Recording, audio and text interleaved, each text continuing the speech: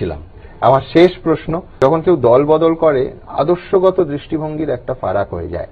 ধরুন আপনি বারবার আপনার বহু পুরনো সভায় আমি দেখছিলাম যে আমরা প্রত্যেকে তাই মনে করি যে 42 সালে তাম্রলিপ্ত জাতীয় সরকার পশ্চিমবঙ্গের রাজনৈতিক ইতিহাসে, ইনফ্যাক্ট দেশের রাজনৈতিক ইতিহাসে অত্যন্ত গুরুত্বপূর্ণ।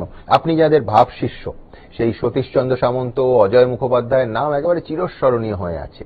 অথচ আজ আপনি যে দলে গেছেন সেই দলের পূর্বসূরি জনসংঘের প্রতিষ্ঠাতা শ্যামাপ্রসাদ মুখোপাধ্যায় এই 42-এর আন্দোলন নিয়ে সম্পূর্ণ ভিন্ন দৃষ্টিভঙ্গি তার ছিল। 3 মাস পর তিনি লিখছেন, আমি মনে করি না গত 3 মাসের মধ্যে যেসব অর্থহীন উচ্ছৃঙ্খলতা ও নাশকতার কাজ হয়েছে তার দ্বারা আমাদের দেশের স্বাধীনতা লাভের সহায়তা হবে। ভাবুন, অর্থহীন, উচ্ছৃঙ্খলতা এবং নাশকতামূলক কাজকর্ম 42-এর আন্দোলনকে তিনি বলছেন।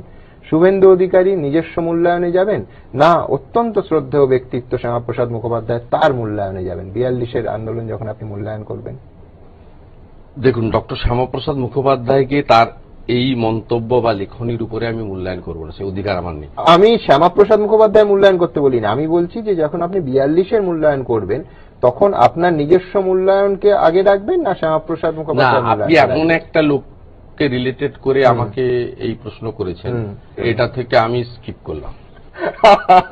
আপনার বলা, প্রশ্ন করার অধিকারও আছে, আমার সরে যাওয়ার অধিকারও আছে। একদম।